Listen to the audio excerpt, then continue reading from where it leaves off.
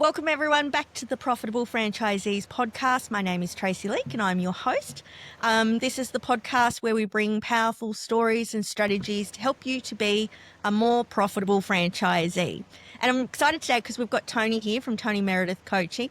Tony is also a business coach and he also has understanding in the franchise industry. He does a lot of work with a couple of the different divisions of the gyms group. He also does work with a lot of the local guys. And today we're talking about sales, and this is something that Tony excels at and probably a bit more of a weaker area for me. So I'm excited to hear what Tony has to say as well and what we can learn from it. So first of all, welcome Tony to the podcast. So glad you could join us today. Well, thank you for the opportunity, Tracey. What an absolute thrill to be able to share with your audience. Absolutely. So let's dive right in. We both know, as coaches working with business owners, we know the most powerful key driver in a business that you can change is conversion rate. Because if you double your conversion rate, you're basically doubling your profit. And the other reason I like conversion rate is it's also the easiest and cheapest thing to fix, because you're already in front of someone. It's just how do you sell better? So to get us started, that conversion rate of taking a person from a lead to an actual customer, what are your basic thoughts around sales? What sort of philosophy or thought pattern do you come from when you start to approach sales? Yeah, absolutely. So firstly, from a philosophy point of view, sales cures all. And assuming or providing that they're profitable sales, then that's the key. And you think about the businesses that sadly within those first few years of operation, they typically close down. They close down, one of the key reasons is because they don't have enough revenue, right? There's not enough demand. And so how do we go and increase the demand? But then also once we've got that demand, how do we go and close on that particular sale? So sales cures all. From a sales point of view, there are only 4 ways that any business in the world can grow sales. And so if I just go through them, so the first one is what I call increased basket size. So increased basket size was famous with McDonald's. You go into McDonald's many years ago and you go in and ask for a burger, and what would they say to you? They would say, would you like fries with that? Would you like a Coke with that? And so you go in there to spend your $5 or whatever dollars it used to be. It's a bit more now. But then you'd walk out, instead of spending $5, you'd walk out maybe spending 8 or 9. So increasing basket size is about how do I go and put more products in the basket? Regardless of what my franchise is, I'm looking to sell more to that particular prospect or that customer. The second way to increase sales is what I call increase average sale price. So that's in the model where you're selling a good, better and a best product. How do I go and sell the best product? And what are the things that I can do to promote and amplify the value? What tends to happen is a lot of us are a bit lazy and we sell the cheapest. We sell on price, as opposed to, no, let's sell the more expensive, but let's give a reason as to why it's priced as it is. So the second is increase the average sale price. The third, Trace, and you sort of touched on it in your intro, was increase frequency. So if someone's using your services, your product, perhaps once a year, and now all of a sudden they use your service or product twice a year, you've effectively doubled the transaction with that particular prospect or that particular customer. So increase frequency. And the fourth way that any business can grow sales is with new customers. And now what tends to happen is most people that I come across, they want to go straight to the shiny, straight to the new, and they ignore the bit that's right underneath their nose, which is their existing clientele or their existing database. And you sort of alluded to it. It is the easiest sell. Why? Because they already know you. They like you and they trust you. You don't have to go and have a cold conversation. You don't have to go and persuade them why your goods and services are appropriate. You've already done that. And so it's about now with those existing clientele, how can I now go and sell more to those that I've got, whether it be through increasing basket size, average sale price or frequency. New customers are great, don't get me wrong, but what I find is that we tend to race to that. And again, because it's shiny, because it's new, because it's bright, as opposed to, what is the easier opportunity, which is right there in front of us. And it's funny too, because when you say about new customers, that also involves a whole lot of marketing, which is, the least predictable thing in your business. I had a client just at the end of last year who said to me, I need more customers, I need ideas on marketing.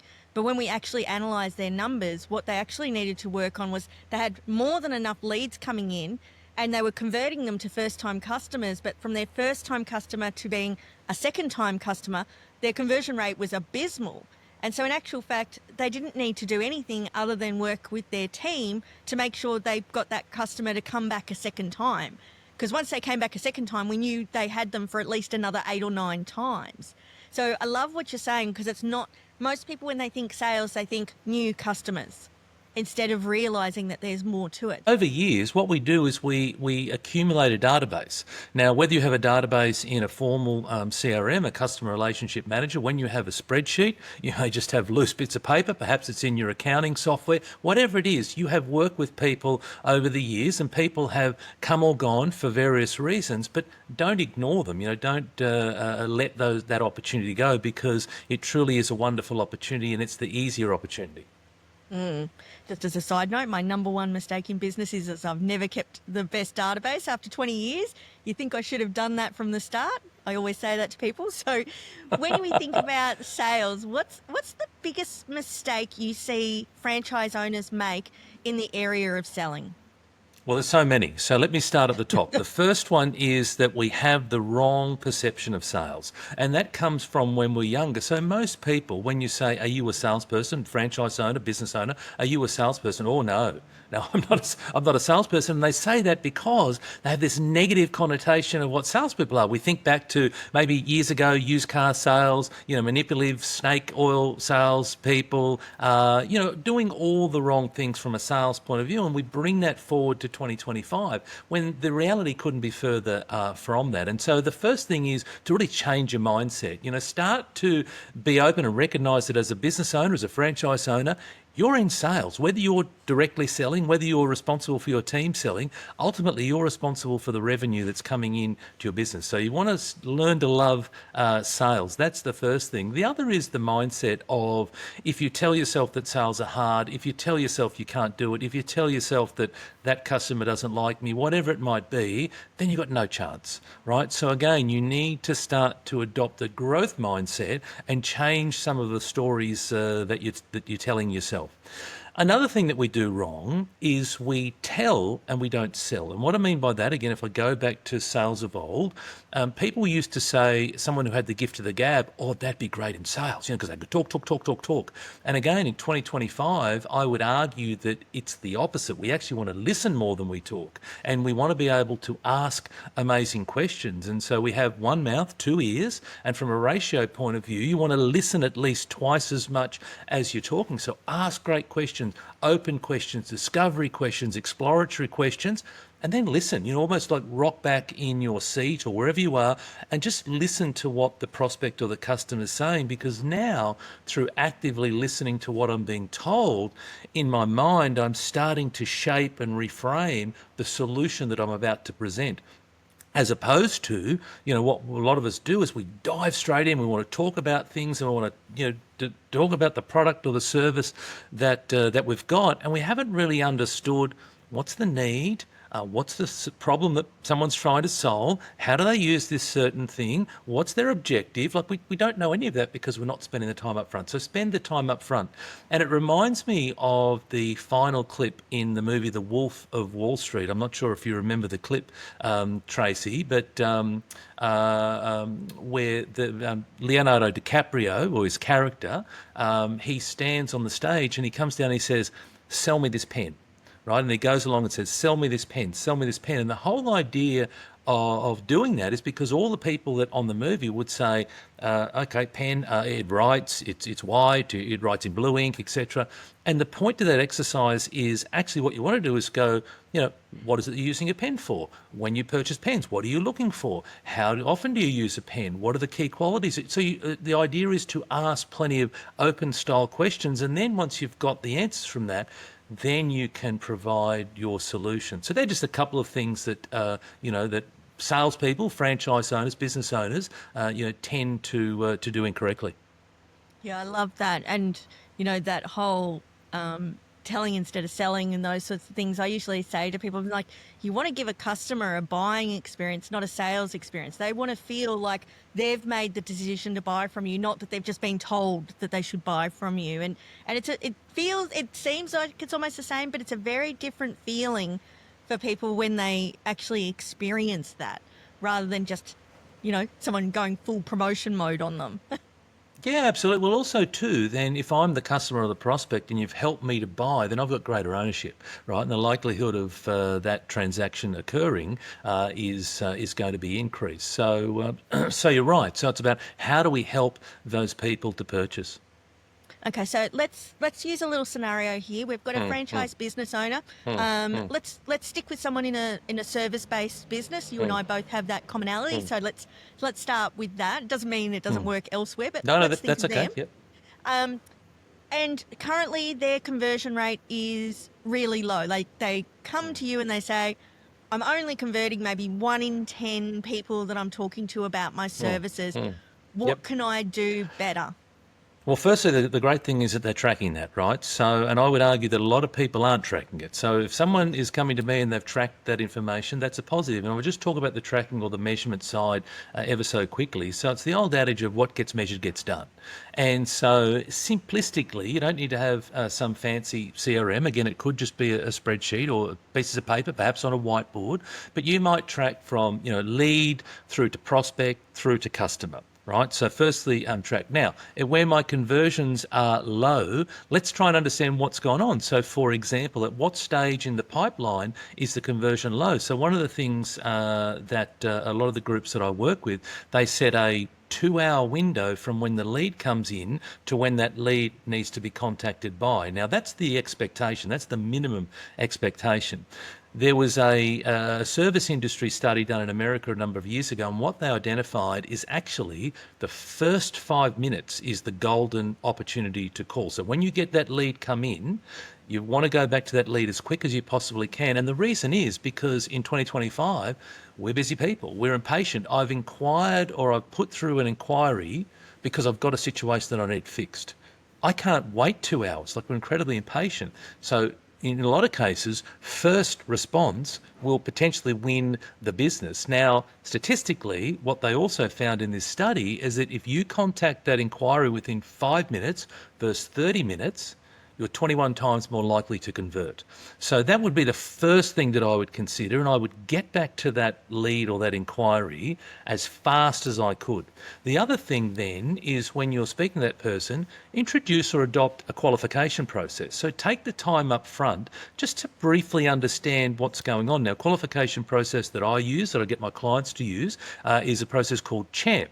Now, it's not my process, it's across the internet, but it stands for CH, which is challenges, needs, what's the problem, what's the situation that's going on for that prospect. The A is for authority. Who is the decision maker? Is the person I'm talking to the decision maker, or am I talking to someone else, perhaps an employee? And if I'm talking to someone else, that's okay, but ultimately I want to be talking to the decision maker. The M is for money. Budget. Let's have that conversation. Let's manage expectations right up front. And the P is for priority. When? When do you want this thing done? Do you need it done today, tomorrow, next week, next month, next 6 months? And so I'd say adopt a qualification process to start to go through and figure out who are the genuine people we want to talk to and who are those people that perhaps, now mightn't be the right time, perhaps budgetary wise, they might have been thinking about something else. Now, if it's a budgetary issue, that doesn't mean that we let them go because we just want to focus on amplifying our value, but it's important to just have a qualification process early on because I find that we spend a lot of time with people where it's probably never going to eventuate into a sale anyway, but yet we're living in hope. Oh my gosh, I haven't had a lead for a while. I'm going to make sure this lead is the one that works, and it doesn't work out that way. So that's a qualification process. Then we want to start to go, and I touched on it earlier. One of these, two of these, and really start to ask plenty of great discovery questions. Don't race in, don't be tempted to dive in and provide your solution. Just sit back and listen. And so it's about going through a sales process. The first thing in the sales process is around, apart from the obvious ones around, being a bubbly, bright, effervescent, optimistic, happy, cheerful. Because if you can't be that about your product, then you got zero chance, right? But then we move into again the objectives. What are the objectives? What are the things we're trying to accomplish? Solutions. What are some of the solutions? What have you tried previously, Mr. or Mrs. Prospect, to figure that thing out? How did it go? Why, if it didn't work, why didn't it work? So again, I'm spending a lot of time on those exploratory style questions.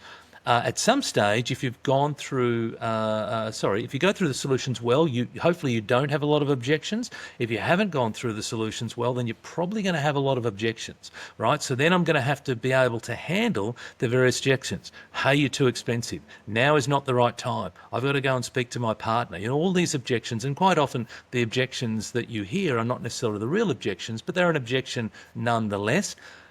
Then we've got to go and close. We work our way through the objection. We want to close. Now, I've worked, whether it be in this capacity for the last 7 years, whether it be in my prior employment, working for various multinationals, even experienced salespeople struggle to close. And they struggle to close because they're fearful of being rejected.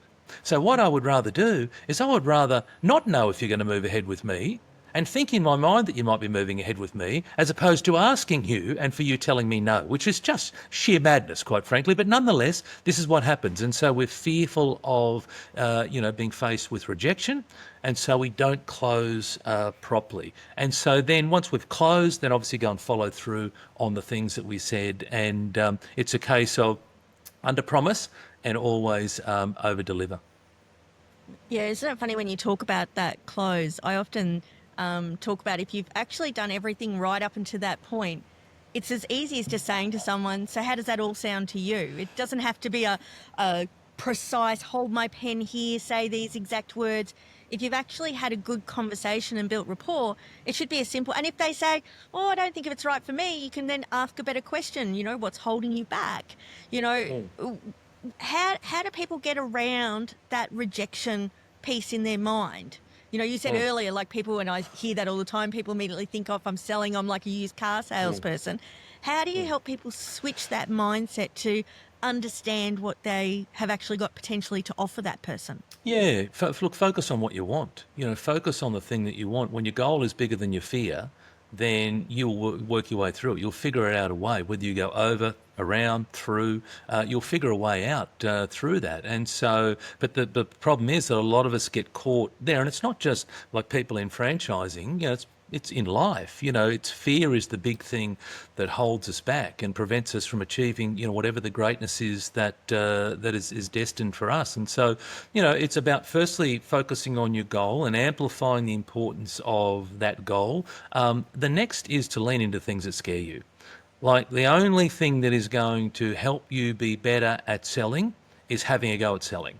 Like you can read all the books, you can, come to courses, you can watch YouTube clips, but it's not until you get on the field and you play the game that you actually put yourself through the rigors of selling. And then it's about getting to the end of that, whether you've won, drawn or lost, it's a case of then analysing, what did I do? And I have what I call my 2 universal questions, Tracey, which is firstly, what went well? So what are the great things that I did? So I might get to the end of a sales call and regardless of the result, I say, well, what did I do well? Well, I was really happy with the way that I opened, or geez, I asked some really great questions there. The second question I want to then ask myself is, what can I do differently?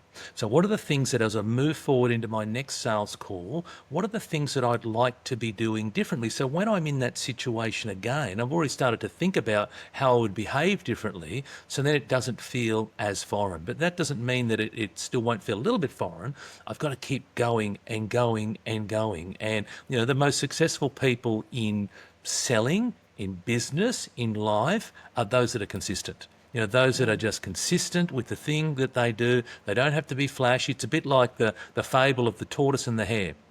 Don't have to be flashy like the hare and, zig-zag and whatnot. Tortoise, slow and steady wins the race. So be consistent with what it is that you're trying to accomplish. But the way that you get consistency, it's the discipline of, but again, your goal needs to be big enough. Your reason for doing it needs to be big enough. Otherwise, if it's not, then you're going to shy away. Yeah, I love that thought pattern that your goal has to be bigger than, it's going to force you to do what you need to do.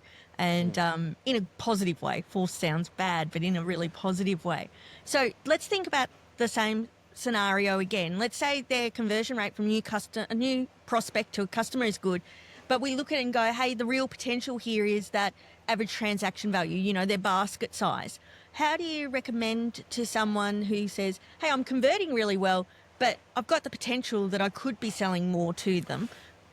what do you recommend? How do they get their head Yeah, around that? What can they yeah. do to do that? Yeah, absolutely. We'll start to think about some accompanying products for starters. So it depends on what the franchise business is. So, if the business is in a retail space, for example, merchandise your products in a way that there's complementary products side by side. So in a previous life, I used to work for some pharmaceutical business, and what they did incredibly well is in cold and flu season, you would have the vitamin C next to the tissues, next to the vapor rub, next to the analgesics, next to the cough mixture, whatever it might be. And so now, if I'm coming in and I'm feeling a little fluey or a little under the weather, I don't want to be walking up and down the aisles trying to figure out, I got to get this, I got to that. I go to one spot, and another company that I used to work at, they created within the supermarkets a Christmas baking end. So again, all the things that were not perishable that sat together on this Christmas baking end. So you would have a little tear-off recipe. You select one of these, one of these, one of those, put it in your basket, go and get your perishables, and out you go. So that's one of the things is if you've got a business that has, like bricks and mortar or a store, accompany things together. If it's an online business, you can still do that. Hey, when people bought this, they also bought that. If it's a service-based business, start to think about complementary products and actually just mention them. Like you said before, when it comes to closing, in a lot of cases, if you've done your job properly early on, all you have to say is, are you happy to move forward? You could then say to the client or the prospect, look, when people buy this product, what they also find is when they buy this other one, there's additional value, right? And so the key message in all sales, and I should have said this at the start, is that from a sales theory point of view, a transaction happens when value exceeds price. And so that's the key message, regardless of what you're selling, regardless of what your business is, value must exceed price. So providing that you could have one, two, three, five products, but if the value exceeds the price, then I'm going to transact, right? If the price exceeds the value, then I'm just going to think it's too expensive. And so it's about having those complementary products and also just having the courage to mention them as well. And I think sometimes we're all afraid of actually asking someone if they want more because we get so caught up on with, well, they've said yes, they're already spending money, they're not going to want to spend more. But, you used the example earlier of McDonald's. I worked at Macca's when I was a teenager and through uni, and the number of times you'd have a mum who's got 3 or 4 kids who are ratty and excited because they're getting McDonald's, and you'd say, would you like fries with that? Because they haven't ordered it, and they'd go, did I not order fries? And it's like, no. And she goes, oh, we need fries. Oftentimes, it's not just suggestive selling to sell more. You're actually suggesting something that the person may not realise that they want or need, or that they do need and just haven't thought about it.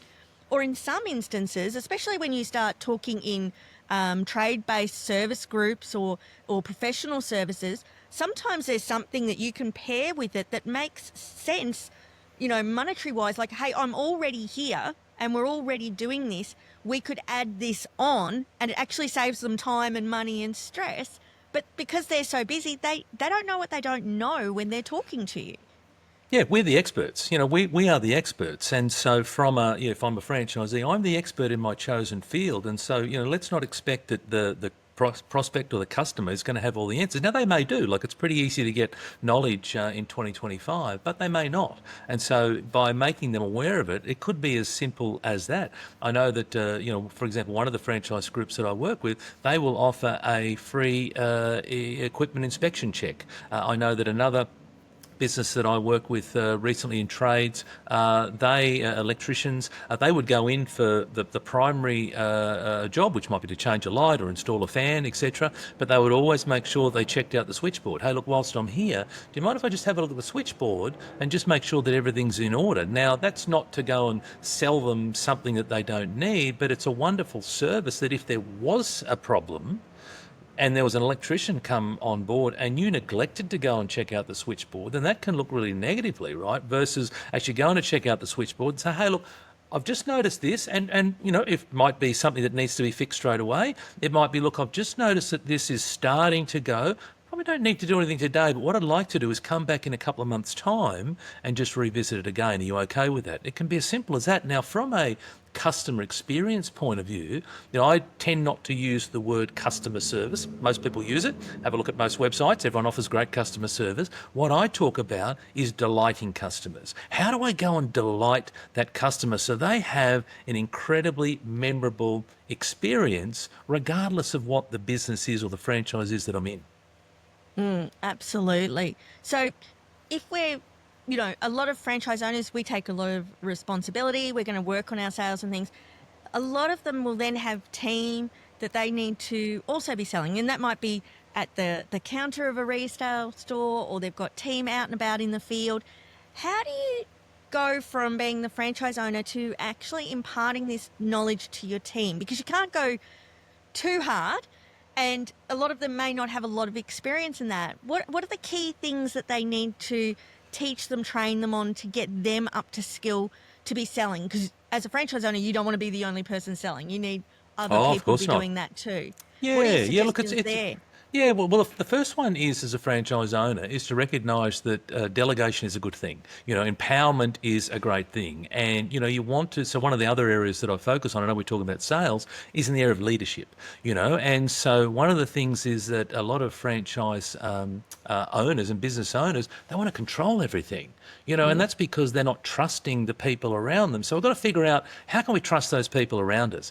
Like you said, you don't want to overload or overwhelm the staff, but let's break things down. So now, as a franchise owner, if you go through a particular sales process, if that sales process works, we want to start to get it out of your head. One of the key things, because a lot of us have stuff in our head, I just do it. That's how I've done it for the last 5 years. Well, we want to be able to tease that out and start to break it down into steps. What are the things that you do? What are the types of questions that you ask? Perhaps it might be something in relation to like personality profile, and recognising, well, look, if someone is operating or behaving in this particular way, they might be a direct person. They don't want to hear about the footy. They don't want to have a chat about what you did on the weekend. They've come in, they want to get whatever they need, and they want to get out and get on with their day. There might be someone else who's incredibly sociable and amiable and wants to chat. And again, going back to my time in the pharmaceutical business, I know that a lot of pharmacists, would have, Mrs. Jones or Mrs. Smith, they'd be in there on Monday morning because they would, yes, they get a script filled, but they would love to sit around and have a chat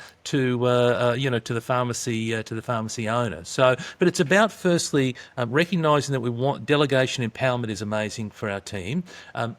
Because it engages the team.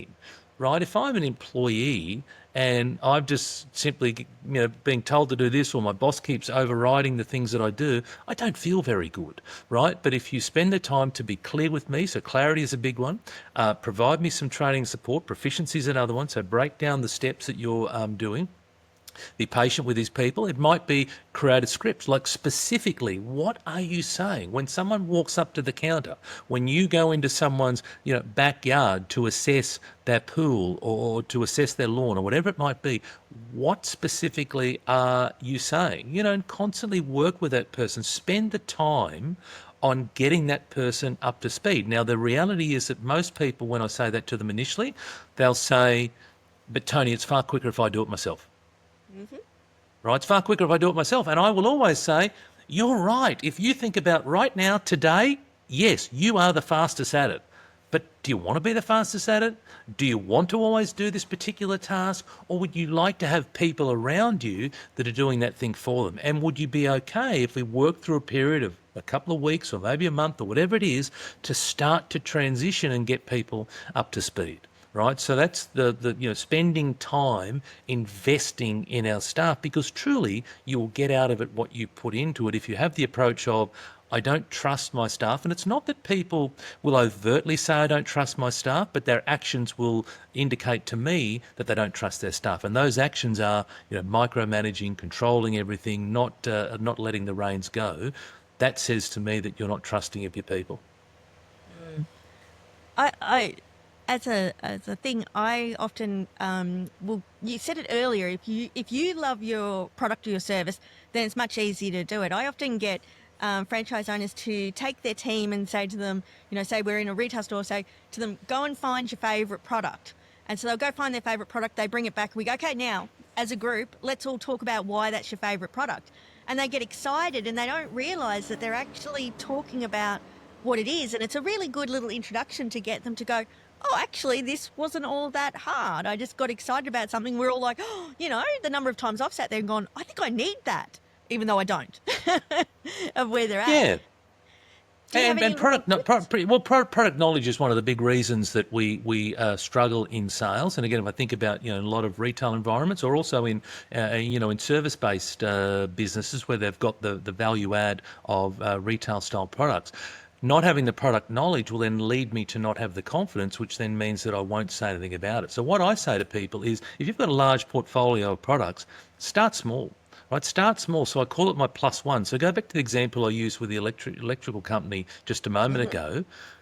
We're going in for one thing, and the plus one for that particular month was switchboards, right? And so we had this entire integrated program around switchboards. So, for example, that involved product knowledge on switchboards, that involved training on switchboards, that involved an incentive on the number of switchboards that you sell, right? That involved a marketing program out to our clientele on switchboards, that involved social media posts on switchboards. So everything that company did for that month was on switchboards. And then the next month, they switch it to something else, right? And then the next month after that, you switch it to something else. So the integrated program is, whether it be my marketing, whether it be my internal messaging, my training, incentives, etc., is all around that one thing. So even though I'm going out for whatever the customer has or the prospect has requested me to go for, I'm adopting my plus one strategy, which is, what's that one extra thing? And over the course of 6 months' time, well, now in 6 months' time, if I have a plus one every month, I've now learned 6 new things. And if I have a plus one for a year, that's now 12 new things. Right. And so that's one approach. I like your approach as well, which is, all of us have our own little areas of expertise. And so, perhaps you, Tracey, you can focus on this particular area over here, but I'm going to focus on this area. And maybe we do, what's like a lunch and learn. Maybe we come together and we have a lunch, and this week you're going to talk about the areas that you like, and next we're going to talk about the areas that I like. So that could be something else. But again, we want to have that product knowledge to increase our level of confidence. But then also beyond that, it's not just the product knowledge, it's the, how do I now go and sell this in? Because I can know all about the features of a particular product, but that doesn't necessarily mean that I'm going to be great at sales. So ultimately, it's not just the features, it's what are the benefits of that? Like, why is that important? And the question that I get my clients to ask is, well, when they say a particular feature, it's like, well, so what? Like, what does that actually mean? So I ask, so what? Now all of a sudden I've got a feature, benefit, and so what? I'm now starting to get out of myself, so the reason that's the difference that particular product could make. Yes, it's got a particular feature, but it actually purifies my air, reduces my my energy consumption, whatever it might be. There are all these other benefits that come as a result of it. What I'm hearing underneath everything you're saying is basically have a plan to train your team around this. Don't just sort of ad hoc go hope and pray that it's going to happen. Actually have a bit of a strategic plan about how to help your team around sales. Well, it's the old adage, Tracey, of if you fail to plan, you plan to fail, and so having no plan, and a lot of people just go and wing it, well, you're going to get out of things what you put into them. And sales is very much like acting, in the sense of that it's learning the script. What are the things, so, a whole range of industries that, are successful in sales. It might be in real estate, cars, etc., that, where sales is commission-based, for example. They spend a lot of time on getting people to go through various scripts. What do I say? How do I say it? When this particular objection comes up, what am I going to say? How will I handle that objection? What will I do to close on the particular sale? So there's a whole range of planning that's involved in this. Also planning to have my mindset right. I touched on it briefly earlier, but the single biggest determining factor in your success as a salesperson, as a business person, as a franchise owner, is your mindset. Like, if your mindset is not where it needs to be, then it won't work. And what I mean by that is, not everything goes to plan. Like, I've been doing this for 7 years. Well, when I first started, no one told me about this thing called COVID. I don't think anyone knew about this thing called COVID, right? And so, for me, and I know that a lot of businesses were hurting during COVID, But for me, I had a growth mindset and I had to figure the thing out. My favorite 5-word phrase is, what else can I do? So in life, in business, you're always going to hit a roadblock.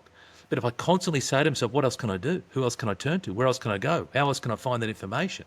Right? And so the same in sales. If I am not having success for a particular reason, let's try and understand why that's the case. So what are the reasons that people are not choosing to move forward? So, with a number of my clients at the moment, we've just started to get them to track why are people saying no. Now that we're starting to build a little bit of a graph or a little bit of picture around, well, these are the reasons that people are saying no. So, for example, one of the reasons at the moment is around finance, right? Great. Well, let's now start to come up with a finance option. And so what they've gone and done is they've now introduced a vendor finance component, right? So the prospect needs to come up a certain way, but then the franchise owner or the divisional will then introduce some vendor finance to help them get the finish of the way. And obviously what that means is they'll pay them back as a trail over a period of time. Now that came from us researching why people are saying no. And then we go, okay, well, if that's the thing that's coming up, we got to figure this thing out. What else can we do? And that's what we came up with. So in a lot of businesses, they'll have a bit longer of a sales period. Like they might have to go out and do a quote or put a proposal together.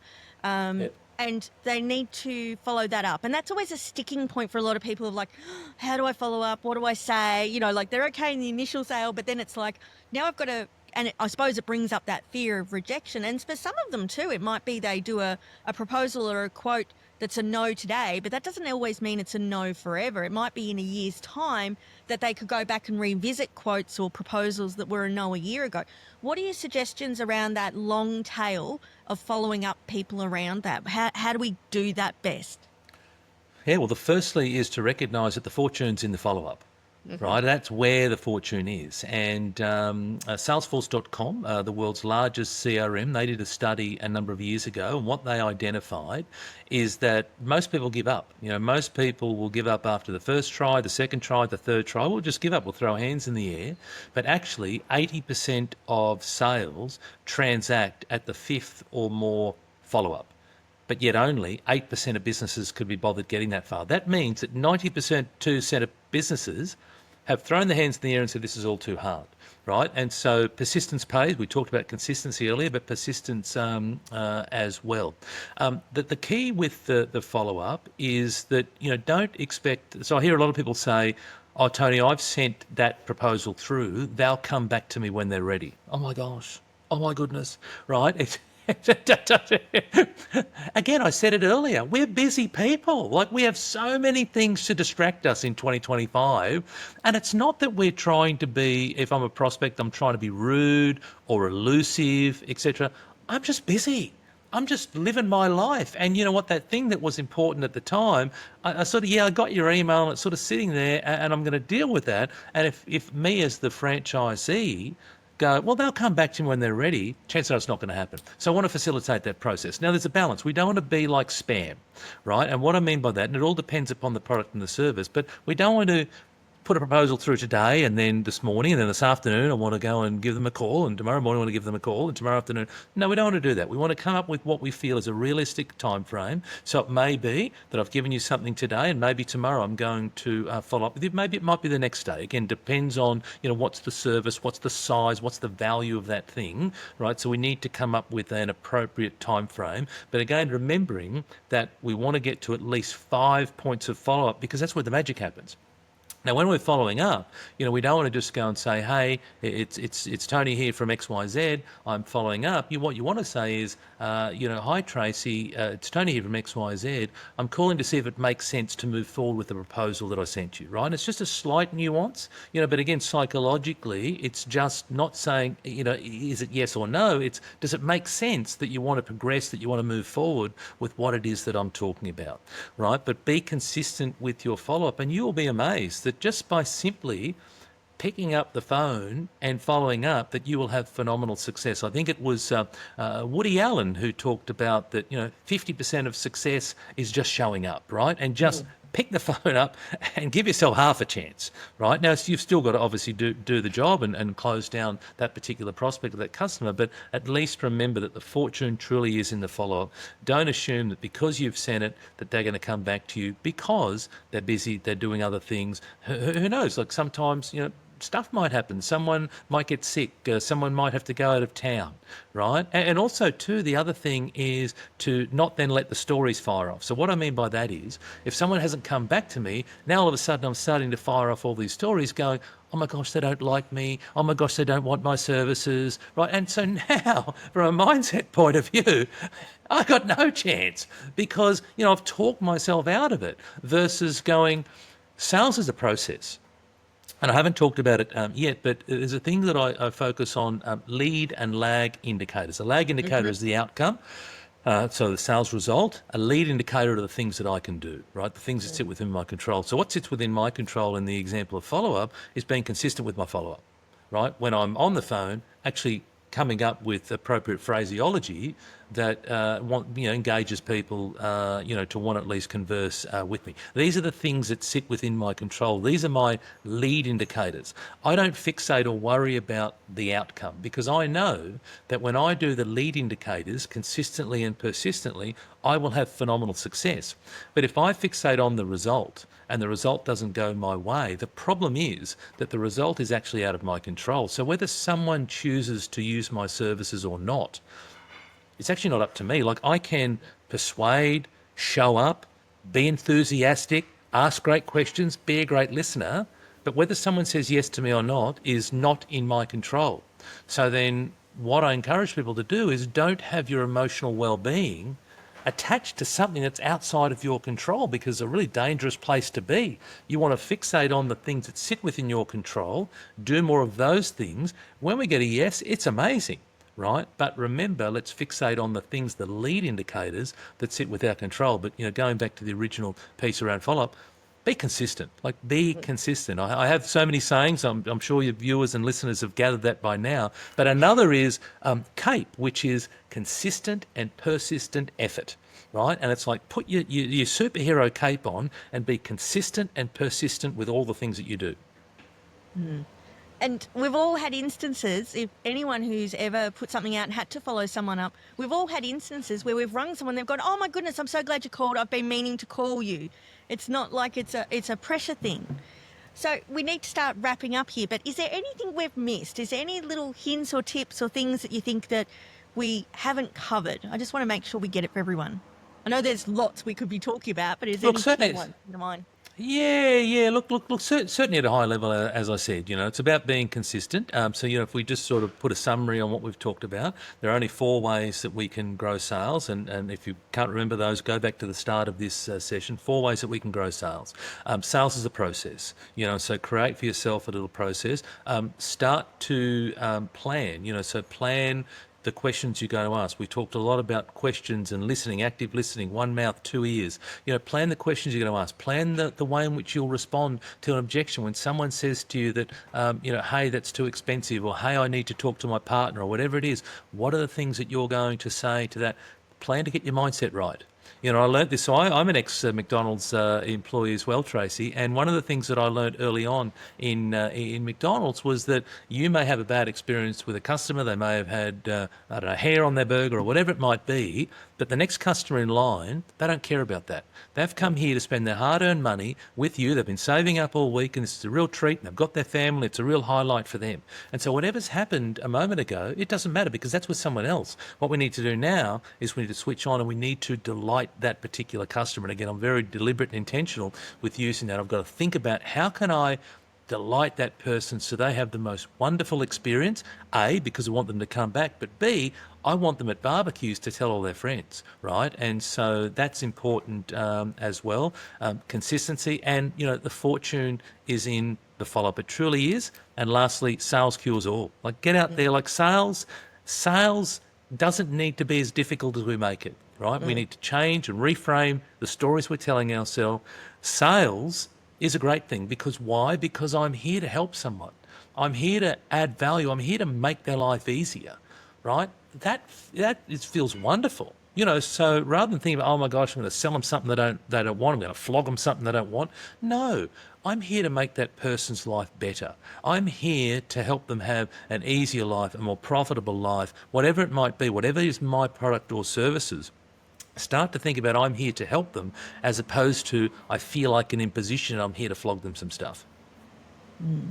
Well, you have been a delight to chat with today, so I'm sure you've Thank given you. all of our listeners a delightful experience.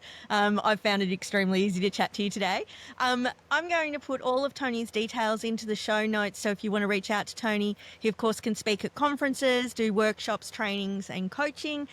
So reach out to him, or if you're listening and you go, we need Tony speaking at our next conference, then talk to your franchisor and flick them this episode so that they can hear what Tony's got to share, which I think will help not just you, but the rest of the franchisees in your group. As always, make sure if this is the first time you're listening to the Profitable Franchisees podcast, go back and listen to some of the other episodes. We're getting lots of great feedback. If you think you should be on the podcast, then reach out to me. Just go to my website at traceyleak.com and you can submit to be a guest. But once again, Tony, thank you so much for taking the time and sharing with us today. There were so many valuable tips in there. A couple of things that I'm going to totally R&D, which you haven't worked out yet, means rip off and deliver. You had some key little things in there that were just great sayings Good. that I think will help more franchise business owners to feel comfortable around sales and to help more customers to get what they actually need and that value. So again, thank you so much for joining us. Thank you, Tracy.